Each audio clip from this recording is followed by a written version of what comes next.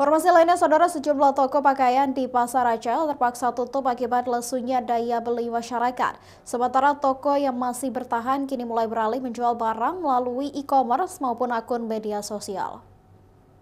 Beginilah kondisi Pasar Aceh yang selama ini dikenal sebagai pusat perdagangan di Kota Banda Aceh. Banyak toko pakaian yang tutup sebab sepinya pembeli.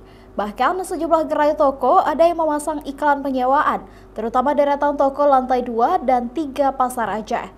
Pedagang mengaku dari 500 gerai yang ada di Kompleks Pasar Aceh, sebanyak 285 gerai tutup dan tidak lagi berjualan.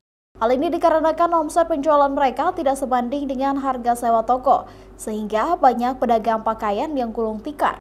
Seperti Nawar, pedagang pakaian khusus pria ini masih memilih bertahan sebab dirinya mulai beralih berjualan secara online atau daring. Dia memanfaatkan e-commerce maupun berjualan live TikTok Shop. Kondisi pasar sekarang kakak emang nggak ada orang lagi. Nah, sasaran saya sekarang lagi di live. Nah, pembelinya emang nggak ada kak. Udah menurun 20% kakakku. Emang nggak ada lagi orangnya. Sudah banyak tutup menurut kakakku. Yang buka 200 toko. Yang nggak buka kakak 300 toko. Jauh kali turunnya kakakku. Nah, ini karena pembelinya kurang kakakku. Jadi kan orangnya kan nggak ada yang ini lagi, nggak ada yang sewa lagi. Dirinya merasa terbantu dengan penjualan online.